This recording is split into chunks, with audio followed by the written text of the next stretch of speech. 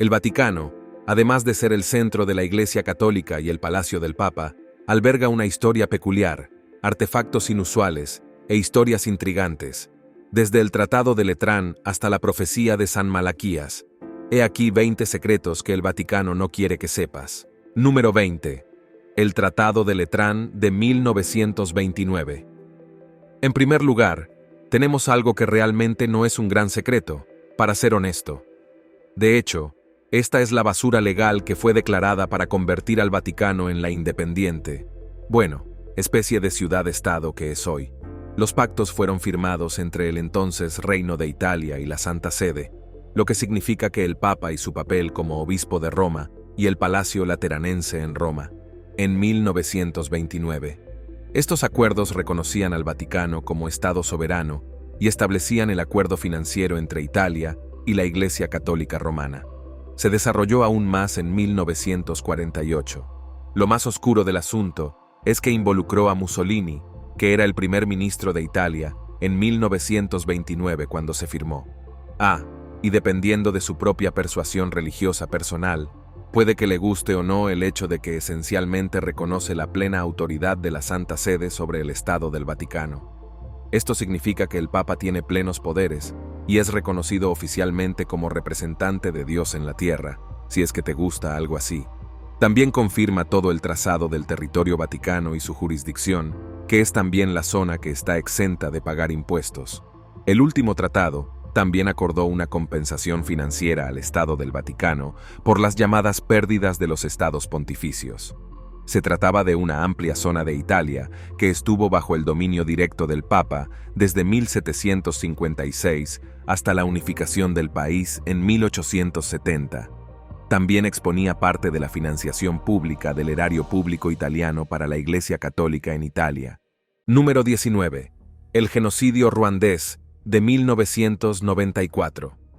No cabe duda de que la Iglesia Católica Romana ha estado implicada en algunas cosas bastante atroces a lo largo de su dilatada historia, pero parece tener un historial especialmente malo a la hora de ofrecer protección y refugio a los autores de algunos de los crímenes contra la humanidad más horribles del mundo. Han sido poco perspicaces en las lealtades que han formado y en los pactos que han hecho. Uno de esos momentos de vergüenza se produjo tras el genocidio ruandés de 1994.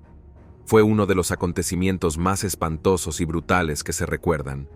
Entre el 7 de abril y el 15 de julio de 1994, tuvo lugar en Ruanda el genocidio de nada menos que 800.000 personas. Las víctimas de esta masacre fueron predominantemente miembros del grupo étnico minoritario Tutsi, y también algunas personas que eran moderadas entre los Hutu y los Tua. Fueron masacrados por las milicias Hutus en un asalto estremecedor e intensamente brutal. Al parecer, la Iglesia Católica fue cómplice del genocidio y de la protección de sus autores. Durante las secuelas, muchas de las masacres tuvieron lugar en iglesias y misiones, donde la población se había refugiado mientras era perseguida por los extremistas.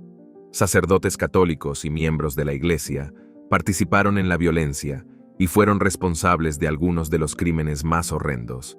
El Vaticano participó entonces ofreciendo santuario y protección a quienes habían cometido estos genocidios. De hecho, la Iglesia Católica en su conjunto fue responsable de llegar hasta la negación del genocidio y la banalización de las atrocidades, y protegieron a muchas personas de la justicia. En 2017, el Papa Francisco hizo una declaración pública en la que pidió perdón por el papel de la Iglesia en el genocidio y por la nación de Ruanda y los que lloran. Esto fue visto como una respuesta bastante débil que no fue lo suficientemente lejos. Antes de continuar con este vídeo, pulsa el botón de suscripción y la campana de notificación ahora mismo. Número 18. Los rollos del Mar Muerto. Los rollos del Mar Muerto son una colección de antiguos textos y manuscritos judíos descubiertos a finales del siglo XX en las inmediaciones del Mar Muerto, cerca de las actuales Israel y Jordania. Se cree que estos pergaminos tienen un enorme significado religioso, histórico y literario. Incluyen una gran variedad de documentos, como textos bíblicos, comentarios religiosos, himnos, calendarios y otros escritos. El descubrimiento de los pergaminos ha cambiado el estudio del judaísmo y el cristianismo antiguos y ha aportado nuevos conocimientos sobre el desarrollo del pensamiento religioso, la evolución del texto bíblico y el contexto cultural e histórico de la época. Estos manuscritos siguen siendo objeto de una intensa investigación académica y de una entusiasta acogida por parte de los aficionados a la Biblia de todo el mundo, como no podía ser menos. Pero, según algunos, la Iglesia Católica ha reprimido a algunos de ellos por creer que entrarían en conflicto con su propia agenda y dogma. Pero, de nuevo, eso es básicamente lo que todas las ramas de cualquier religión hacen todo el tiempo. Elegir qué partes de la doctrina quieren seguir es esencialmente la idea de la religión en primer lugar, ¿no crees? Número 17. La necrópolis. Bajo el Vaticano, la palabra necrópolis significa ciudad de los muertos, y estos lugares macabros se pueden encontrar en todo el mundo, por lo general debajo de la ciudad moderna. Así que no debería sorprendernos que haya una necrópolis bajo el Vaticano, porque el Vaticano está situado en el corazón de Roma, una de las ciudades mejor conservadas de la antigüedad, y realmente amaban una buena necrópolis en ese entonces. Esta particular ciudad de los muertos se encuentra debajo de la Basílica de San Pedro. Pedro tiene una enorme importancia histórica y es el lugar de descanso final de muchos papas. El cementerio se remonta a la antigua Roma, pero no se descubrió hasta la década de 1940, cuando se realizaron excavaciones en la zona.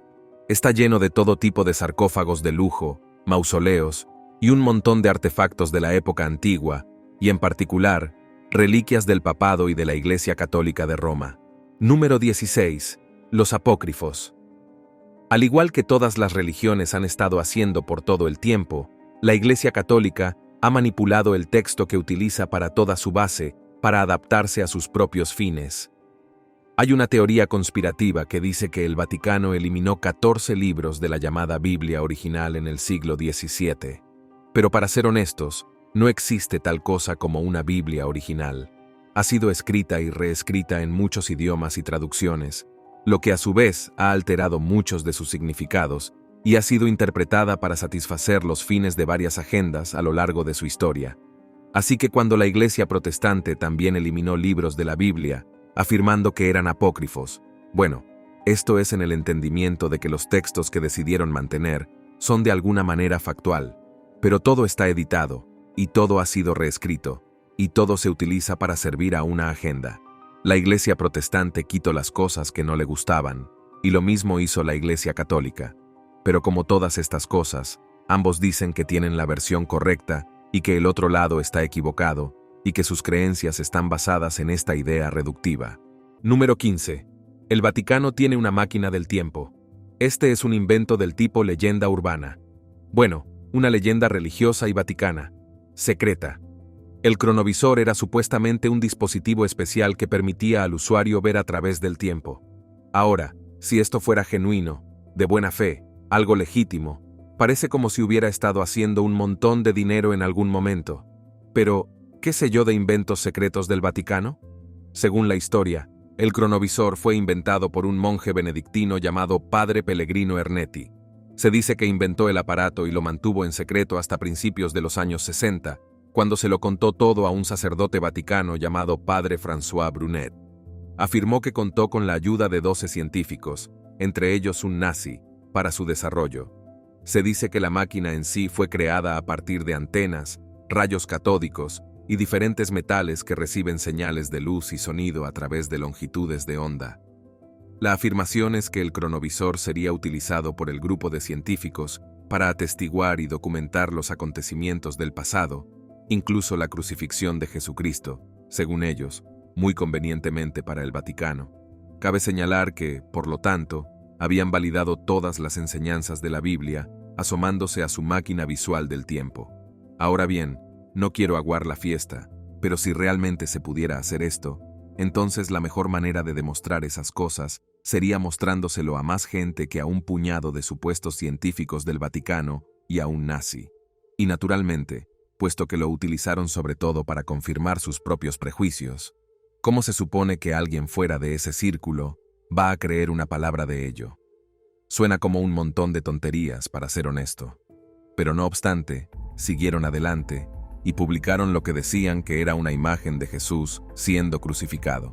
Es curioso lo mucho que se parece a una pintura que representa la misma escena, o de hecho, como mucha gente ha descubierto desde entonces, es en realidad una reproducción barata de una estatua de una iglesia de Umbría, Italia. Vaya, qué sorpresa. Número 14. Las salas secretas del Vaticano.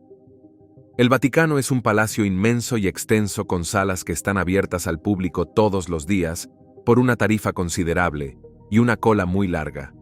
Pero, como es de imaginar, también hay muchos lugares secretos ocultos en el interior del Vaticano, la mayoría de los cuales el público nunca llega a ver.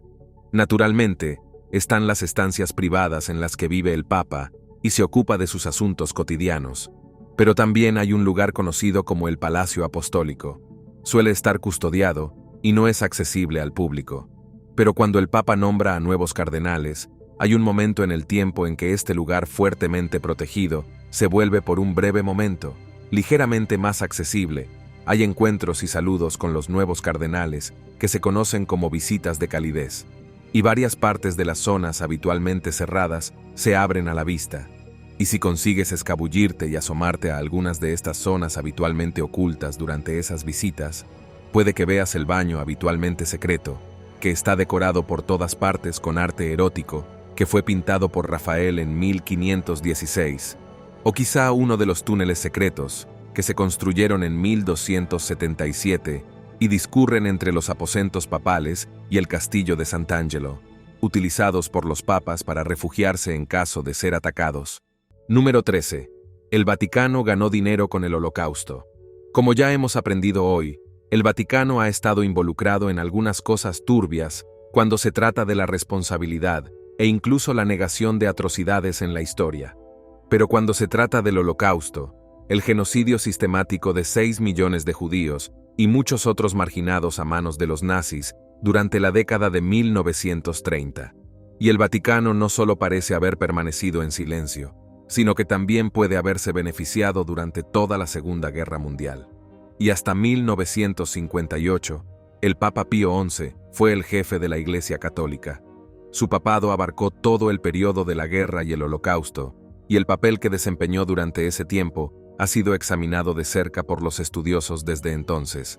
Hay quienes apoyan al Papa y afirman que se esforzó por utilizar métodos diplomáticos para intentar proteger a las víctimas de los nazis, y alegan que dirigió a la Iglesia para que prestara ayuda, aunque discretamente, a los judíos y a muchos otros durante aquella época.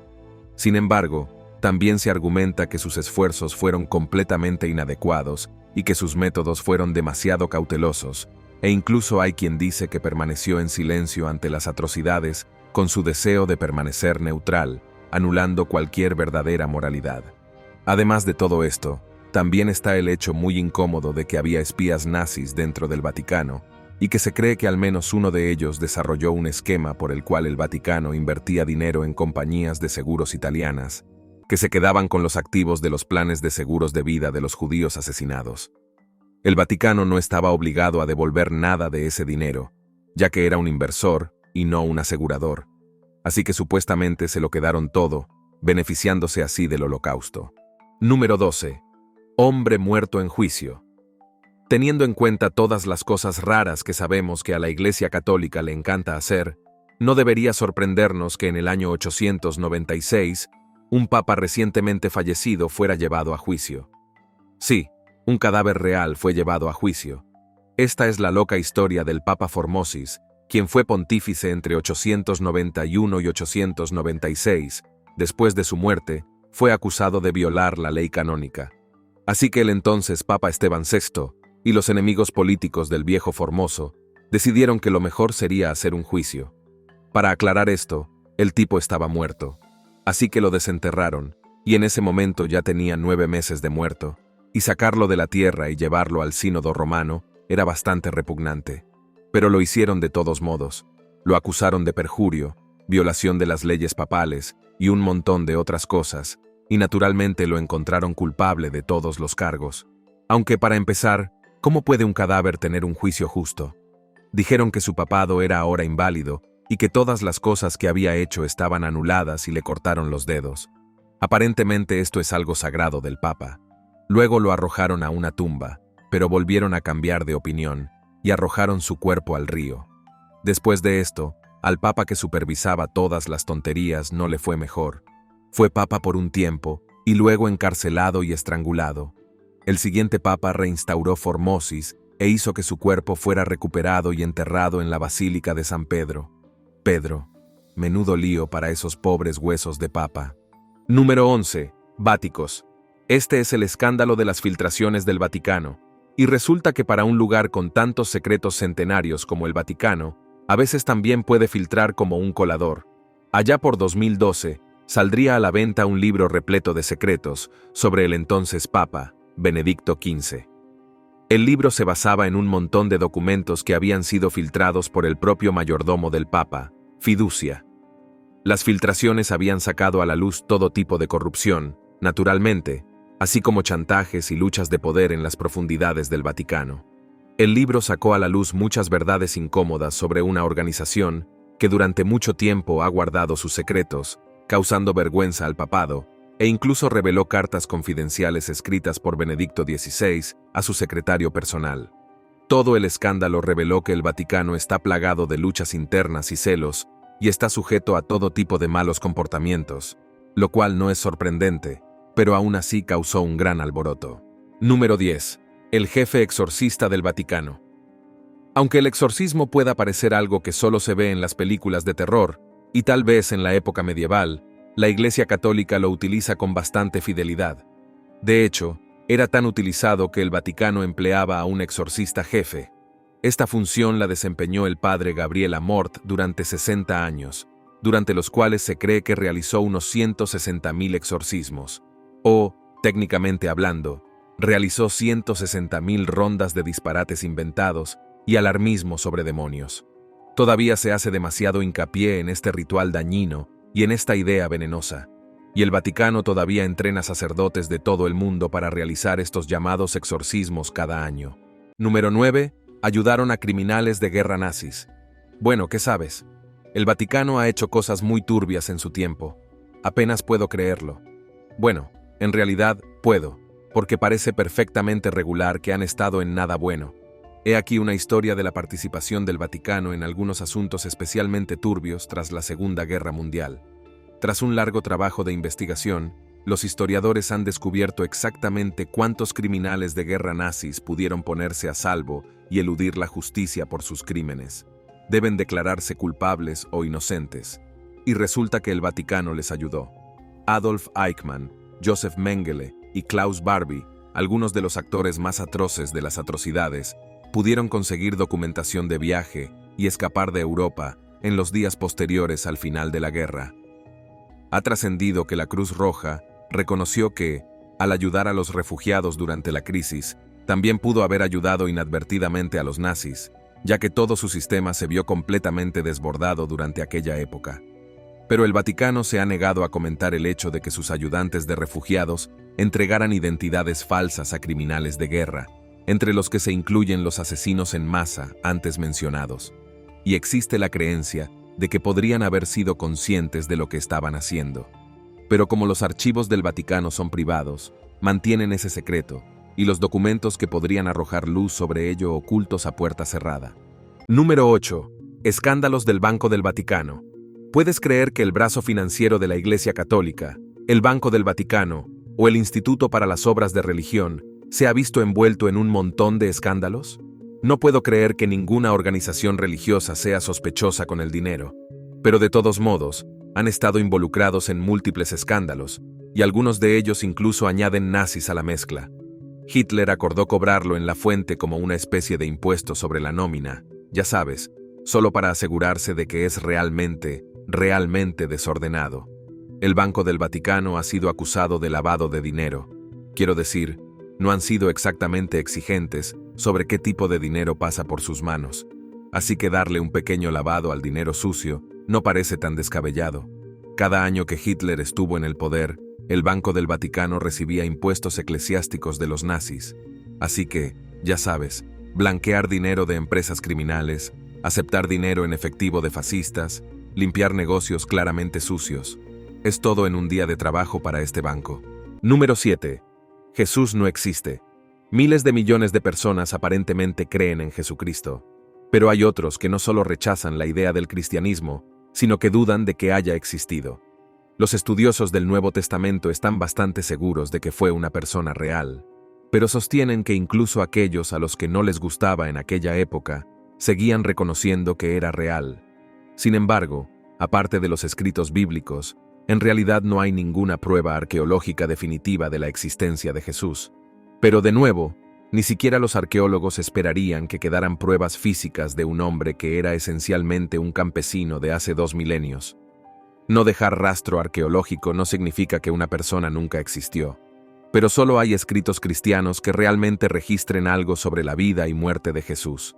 Te digo la verdad, nadie puede ver el reino de Dios, así que estos son parciales y realmente no ofrecen la imagen completa en términos de hechos históricos. Hay menciones del hombre dentro de los escritos romanos y judíos y grabaciones históricas que parecen corroborar algunos de los lugares y tiempos. Pero aparte de eso, las pruebas son escasas o se basan por completo en escritos bíblicos. Sin embargo, hay pruebas de que probablemente existió. El resto es cuestión de fe o falta de ella, supongo. Número 6. Evidencia de vida extraterrestre. El Vaticano es un lugar turbio y lleno de secretos, ¿pero tienen realmente pruebas de vida extraterrestre? Generalmente se cree que la existencia de extraterrestres sería un descubrimiento bastante difícil de explicar para el cristianismo, ya que todo el mito de la creación y demás es algo inconsistente con viajeros del espacio exterior. Pero algunos creen que el Vaticano ya tiene conocimiento de extraterrestres y en realidad lo están ocultando, presumiblemente debido a los problemas obvios con la Biblia y la falta de menciones de Ed. Algunos dicen que en realidad no significaría el fin de la religión, sino que el cristianismo simplemente podría adaptarse. Ellos ya creen en un montón de cosas que están bastante fuera de lugar, ya sabes, como los ángeles y la resurrección o, bueno, todo eso. Para ser honesto, qué cambio de perspectiva aceptar que Dios también creó a los extraterrestres y que probablemente trabajaría para la mayoría de ellos. Número 5. Los secretos de Fátima. El Vaticano, junto con la Iglesia Católica en general, es un gran fan de los milagros.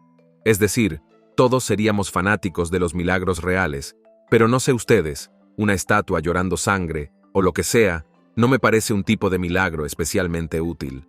Pero de todos modos, aquí estamos en 1917, y esta serie de acontecimientos que se conoció como el Milagro de Fátima, o también el Milagro del Sol. Hubo supuestamente una profecía de un grupo de niños pastores en Fátima, Portugal, y dijeron que la Virgen María aparecería en octubre de 1917, y que se dedicaría a hacer milagros. Naturalmente, esto causaría un gran revuelo, y mucha gente, curiosamente, comenzó a informar de todo tipo de sucesos milagrosos. Los testigos dijeron haber visto al sol bailar o zigzaguear en el cielo y realizar un espectáculo de luces de colores. Al parecer, estos sucesos duraron unos 10 minutos, por lo que el obispo local no tardó en iniciar una investigación y junto con un sacerdote, se convenció bastante de los relatos de los testigos. Finalmente, el 13 de octubre de 1930, se determinó que el milagro era digno de fe, y el culto a Nuestra Señora de Fátima fue permitido por la Iglesia Católica. Existe, por supuesto, la pequeña posibilidad de que las personas que estuvieron mirando al sol durante tanto tiempo estuvieran viendo cosas que eran el resultado de manchas solares. Número 4. La penitenciaría apostólica. El poder absoluto del Papa no es solo una especie de situación simbólica. Muchos creen que tiene la autoridad del Altísimo, y eso implica dictar sentencias. La penitenciaría apostólica es un departamento de la Santa Sede, que es principalmente un tribunal de misericordia, lo que significa que es una parte oficial del Vaticano en la que el Papa puede tratar literalmente asuntos de perdón por los pecados de la Iglesia Católica. Así que básicamente lo que significa en la práctica es que la Iglesia Católica, o aquellos dentro de ella, pueden hacer un montón de cosas atroces y luego son juzgados para ser perdonados en un tribunal secreto, no a la vista del público, en el que el Papa y sus amigos pueden repartir el castigo, por lo general cosas como la excomunión o el perdón de los pecados en nombre de Dios. Es un tema extremadamente espinoso, sobre todo si se tiene en cuenta que la Iglesia Católica no ha demostrado precisamente ser especialmente buena a la hora de defender sus propias normas morales. Número 3. Los archivos del Vaticano. Estos archivos son donde se guardan todos los actos que son declarados formalmente por el Vaticano. Es básicamente todo lo escrito, leyes y declaraciones, y lo que sea que el Papa y sus amigos hacen y han hecho a lo largo de la historia de la Iglesia Católica. Es una vasta colección que se estima contiene 85 kilómetros de estanterías. Los archivos secretos son propiedad del Papa hasta su muerte, y entonces pasan a su sucesor, al igual que todos los papeles sagrados. El Archivo Vaticano contiene también documentos relativos al Estado, cuentas y correspondencia. Parece todo muy misterioso, con su secretismo y todo eso, pero la mayor parte del material del archivo es probablemente trabajo papal muy aburrido sobre la inmensa riqueza del Vaticano. La razón de que sea secreto es que casi nadie tiene acceso a él. Los eruditos pueden solicitar un acceso muy limitado a algunos documentos históricos, pero la mayoría se mantiene fuera del alcance, presumiblemente también fuera del alcance del recaudador de impuestos. Número 2. Una Biblia de 2000 años de antigüedad. De acuerdo con algunas personas al azar en Internet, supuestamente hay un evangelio de 2000 años de antigüedad que ha sido ocultado por la Iglesia. Y como estas pocas personas Internet y elegidos saben esto. Bueno, ¿quién podría decir que este es el evangelio de Bernabé? Y según la gente que estudia estas cosas, en realidad fue escrito en la Edad Media y no hace 2000 años. Hace algunas afirmaciones que probablemente ofenderían la sensibilidad cristiana, como que Jesús no fue crucificado, sino que fue reemplazado por Judas Iscariote en la cruz. De todos modos, como ya hemos visto, hay un montón de diferentes textos que no están de acuerdo entre sí y han sido omitidos por las iglesias a lo largo de los años, y esto podría ser solo otro de ellos. Pero parece un poco tarde para la fiesta, para ser honesto. Número 1. La profecía de San Malaquías. A finales del siglo XI, hubo un arzobispo que se convirtió en santo. Se trata de San Malaquías, a quien se le atribuyen varios milagros, así como la llamada profecía de los papas, que desde entonces ha sido desacreditada. La profecía de los papas, a pesar de ser considerada apócrifa, es lo que más ha llamado la atención en relación con el viejo San Malaquías. Se trataba de una visión que supuestamente tuvo en la que había visto que solo habría 112 papas más antes del fin del mundo o del juicio final, pero ya nadie se lo cree realmente. Gracias por vernos. Hasta la próxima.